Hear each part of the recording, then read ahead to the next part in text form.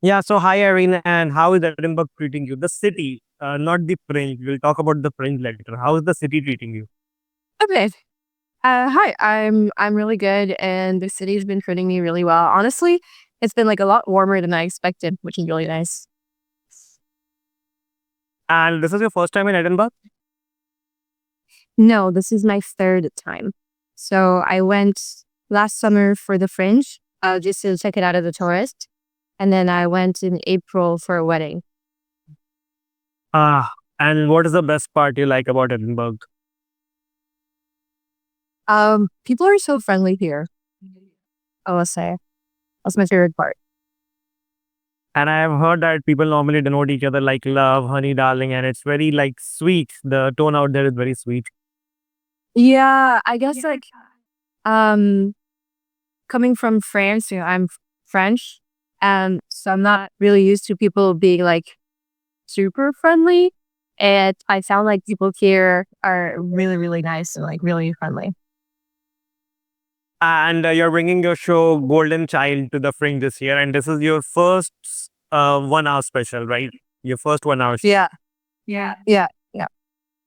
So, how long ago did you start working on this show? So I really started working on it end of last year. So last year I quit my job and decided to do the Fringe, and I wanted to write a show for the Fringe. So I really started writing most of it end of last year, beginning of this. And I had pulled like some jokes from like years ago. But I would say like maybe 70, 80% of the show has been written like very recently. So, it's been a while. And when did you first think about writing the show? Like, what came into your head? Um, Honestly, it was like going through my transition of working full time as a software engineer to doing comedy full time. I feel like it almost like turned my whole life upside down. So I wanted to write about it, and I centered the show around like the relationship with my dad, because he's always been like super important to me. And I think what was really scary in quitting my job was to tell him. And I felt like it was worth writing a show. Sure. And this is the, and you talk about your first job and how you quit it and how you quit that job in a year ago and then came into comedy. But was Google your first job? Yeah. So that was your first job and you had the like guts to quit it for comedy. So when was the first time that you did an open mic and you realized, okay, that comedy might be the thing for you?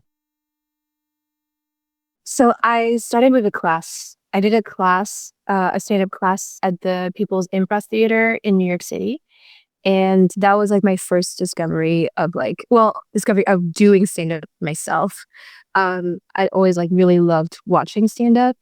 And the class ended with a show. So I did 5 minutes in front of like a couple of friends. Went pretty well, especially considering like my level. And then I did a couple open mics. I kept going into shows, and gradually did like a longer set, and then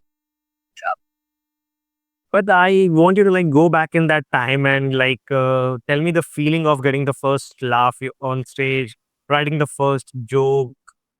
So I want you to like, yeah, I mean that feeling. yeah. I'll tell you everything. So basically, when I did the class, you had to write 2 pages of jokes for the second class.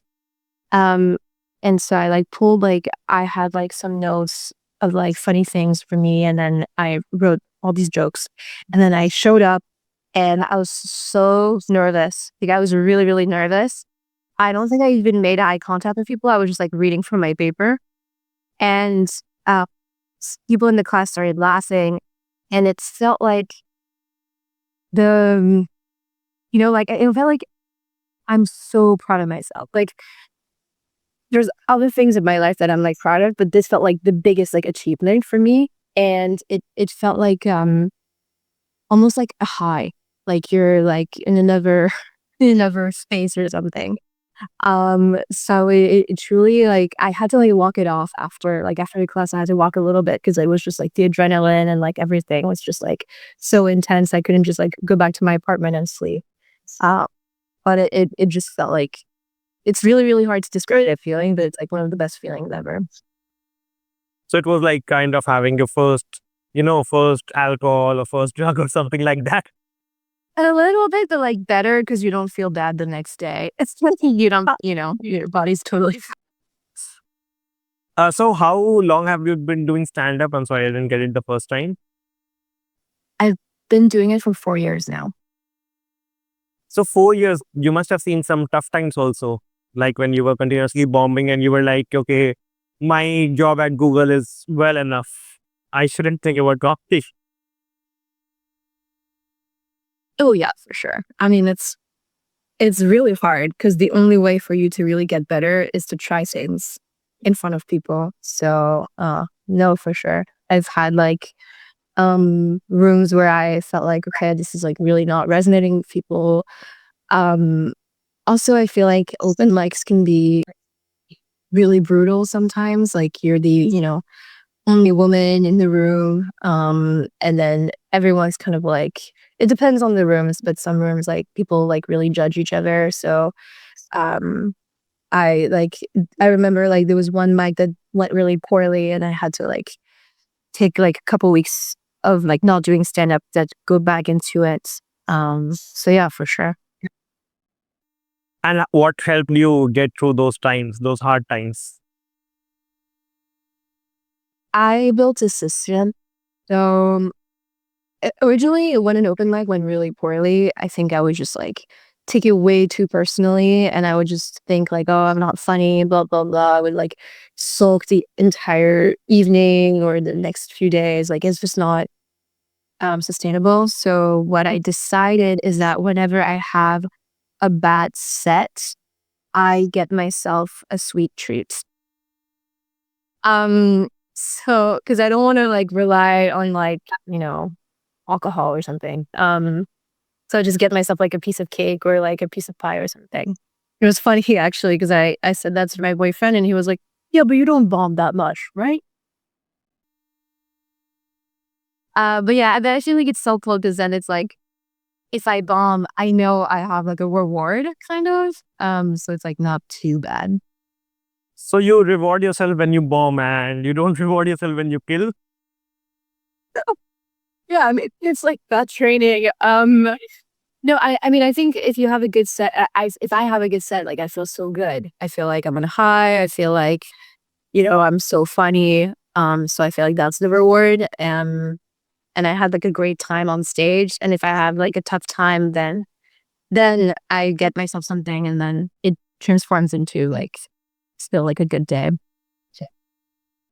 Uh, but I'm wondering that since you left Google, since you left your job, uh, were you running out of materials after that? Because when you're in job, you get a lot of materials, but when you're not in job, it's very difficult to write material from your everyday life. Hmm. Yeah, that's a interesting question. I think yes and no. Like my show isn't entirely about I talk about tech, but it's not like all of the hour. Um, but I think it's a balance of like doing like new experiences. So, just hanging out with friends or like getting invited to stuff, like getting invited to weddings or things like that. Doing things with friends over the weekend, like you still get like inspiration. And then, like full-time comedians, that's their job. Like they have to get inspiration. So I think that's also the challenge of like being better at like noticing things and being like very introspective. Okay, that's beautiful. And now, like coming to your show, Golden Child, what is the show about? The show is truly about how I told my dad, my Chinese dad, I quit Google to do comedy full time. So I'm half French, half Chinese. And my dad has always been very like involved in my academics. So, as a kid, like getting A's, potentially becoming a dentist. And then I eventually became a software engineer and I worked at Google.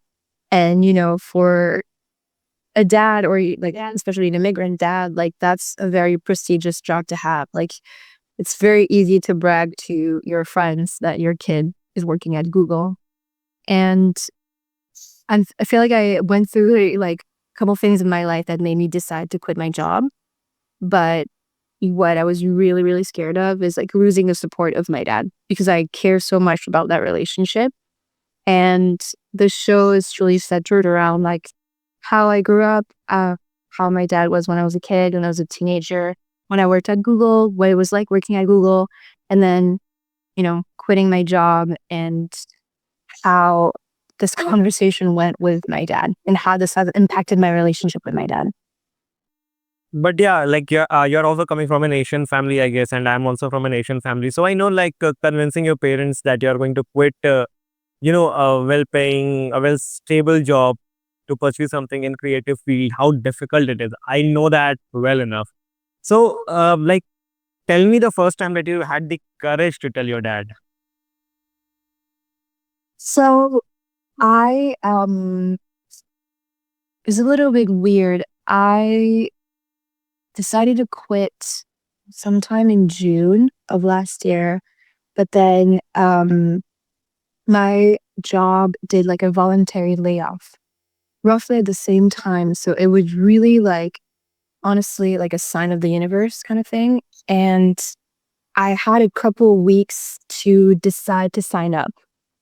And so I went through a lot of different things. Like initially when I found out, I talked to like a couple people I knew at work, outside of work, to kind of like think about, is this a good decision or not? I like made a plan for how I would use my free time. Like I really literally made like a roadmap for the year and I looked at my savings. And so I think I did like a lot of prep work to show up to a conversation with our parents with like data, like I'm like, okay, this is not like an impulse. Like I really have thought about it. And I had like practiced with my boyfriend like how that conversation would go. With like different scenarios. Like we did improv basically. And then I decided to like call my parents before I like submitted my resignation because I felt like I didn't want to put my parents like in front of like, oh, it's already done and you don't have a say in it. Like not that they have a say necessarily, but I wanted them to feel like they're like involved in my life. See, this was a very like good technique, like practicing with your boyfriend before before telling your father. And you talked about improv. So, have you done improv in the past? hmm Yeah, I did some improv at the People's Improv Theater in New York and at UCB in New York as well. And what do you think is the best part about improv that is not there in stand-up comedy, and vice versa? Um, you have to really, I mean, in stand-up you have to do that too, but you have to really pay attention. I think I'm naturally like an overthinker, and so improv is really helpful because you can't think. Like if you're not really listening to the person in front of you, then you're not fully in the scene and you're not like contributing the best way that you can. And so you have to stop thinking about, okay, what am I going to say? What am I going to say? And just like really take in what the other person is saying. I feel like that makes you better at crowd work. And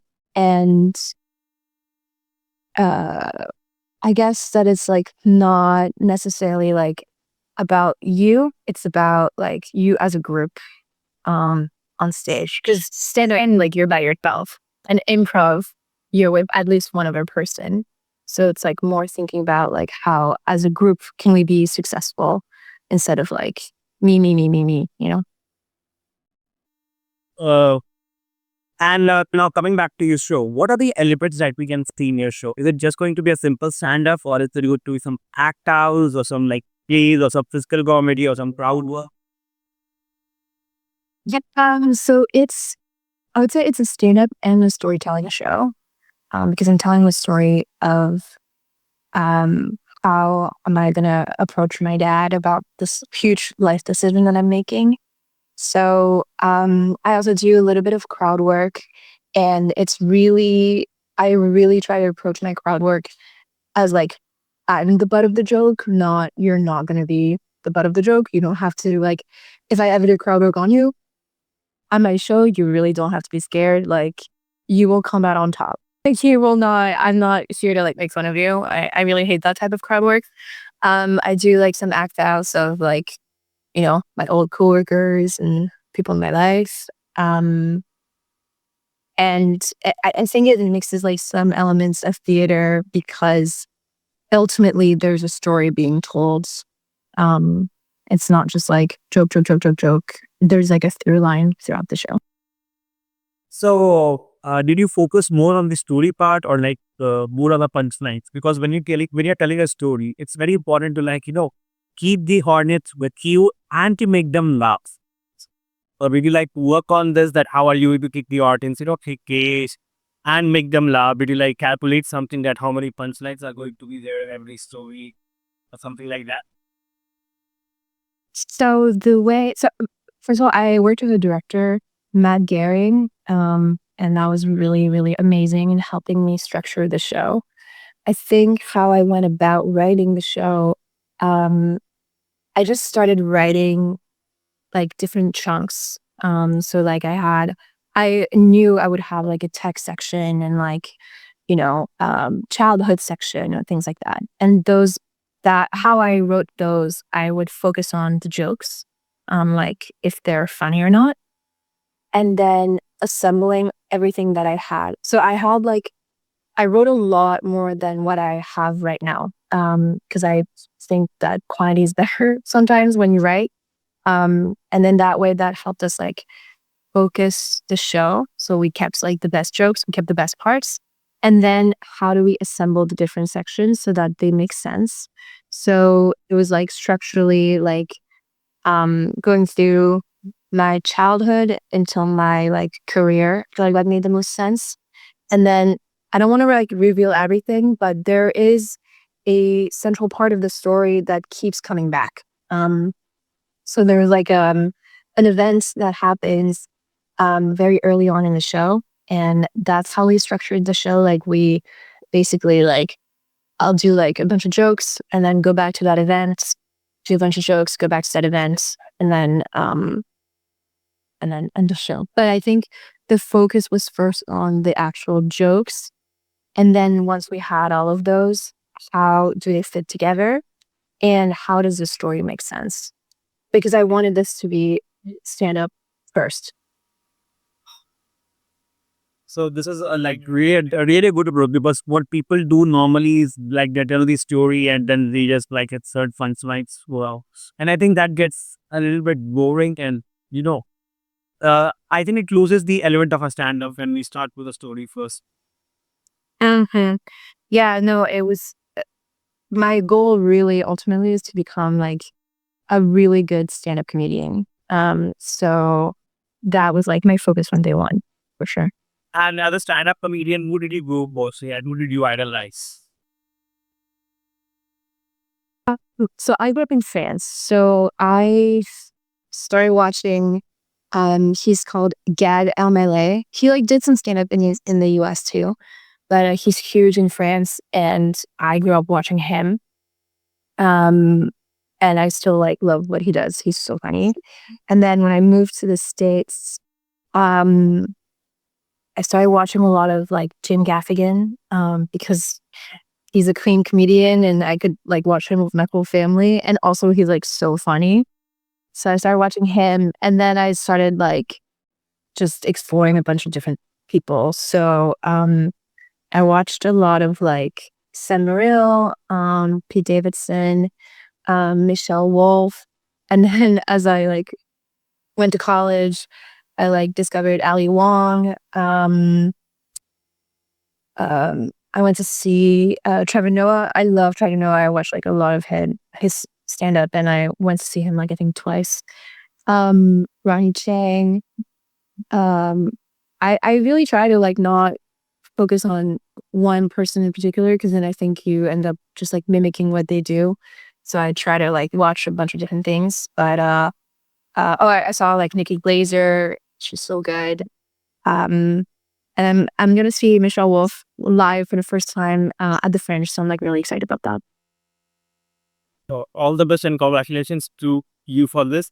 And also you mentioned you mentioned comedians who has like I would say that a list of comedians as a very diverse rate. Like you talk about someone as clean a comic as Jim Gaffigan, and then you also talk about Pete Davidson, and then there is Ali Walsh, and then there is Michelle Wolf. So there is a lot of diversity out there.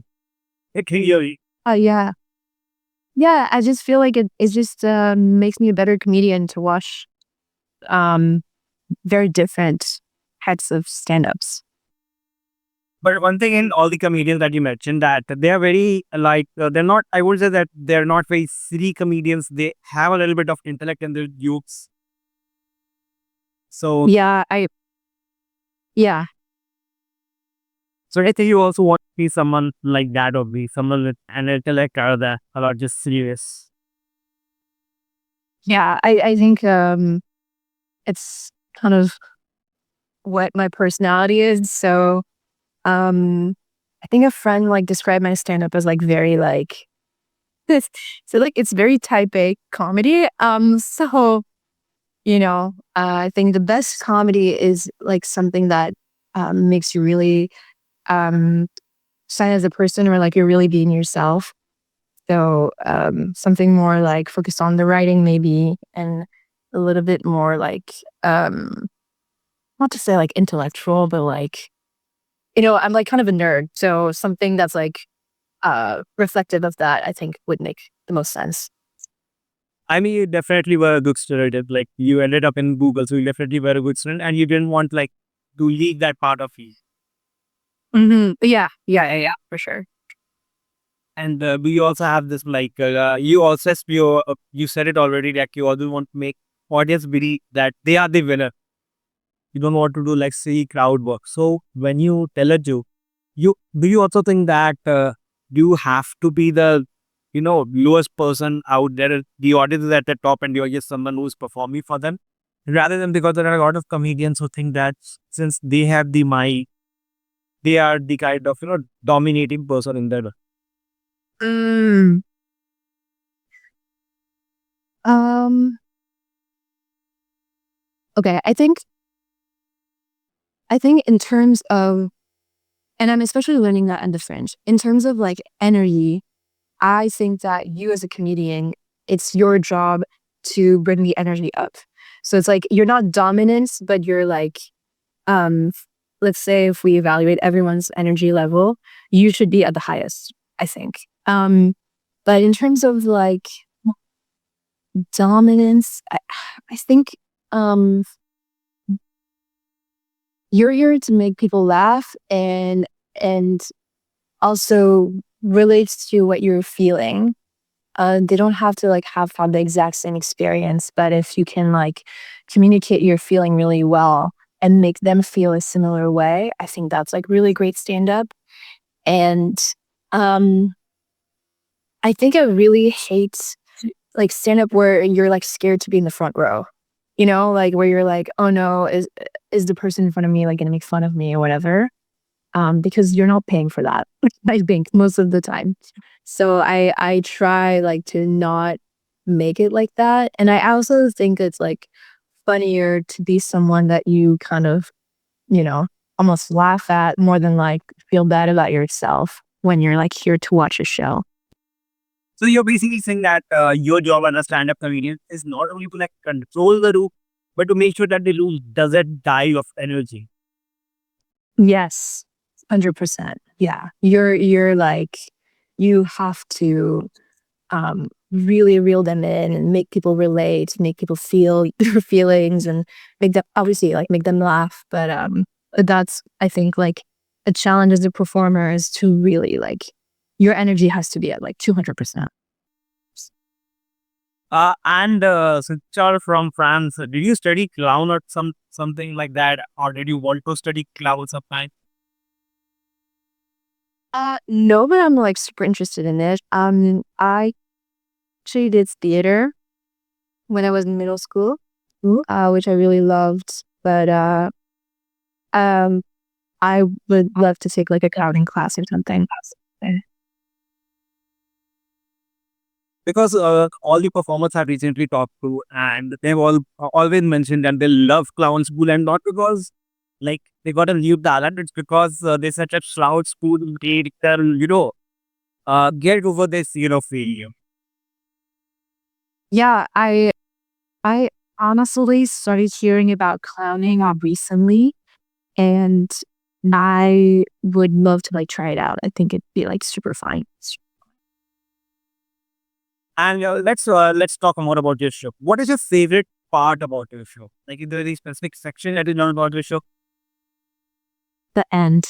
I think the last like 15-10 minutes is like my favorite part because it's like it's funny, but it's also like so emotional. Back, the shitty eras of human life. So I go back how I was feeling like that day in my life, how I was like talking to my dad.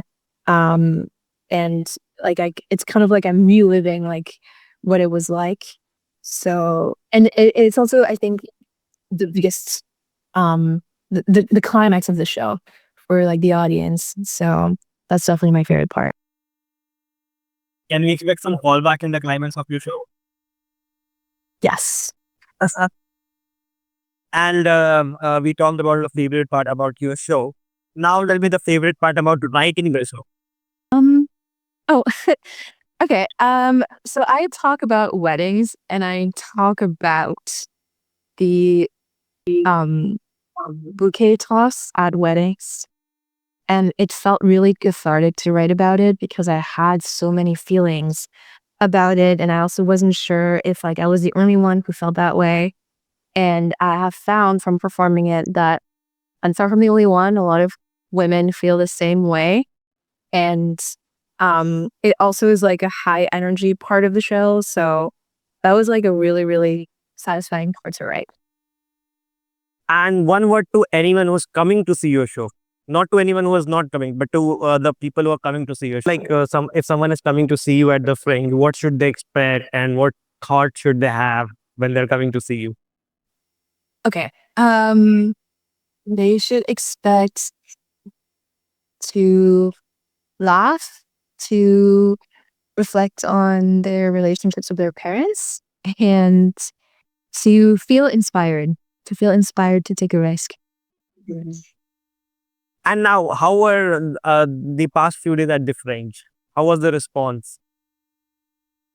It's been honestly, I've been super lucky. It's been really great. I've had a lot of people come to the show already, so that's been super awesome. Um, the response has been like really positive so far.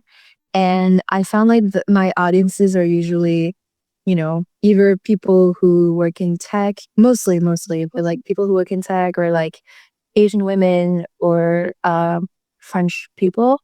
And they tend to be like awesome audiences. So every show super fun so far. Knock on wood that sure goes like, no, it's been like truly amazing. Thank you so much, Irene, for being a part of this. And I hope you had fun in this interview. Yeah, it was really fun. It was really fun. Thank you so much. Thank you. Have a great day.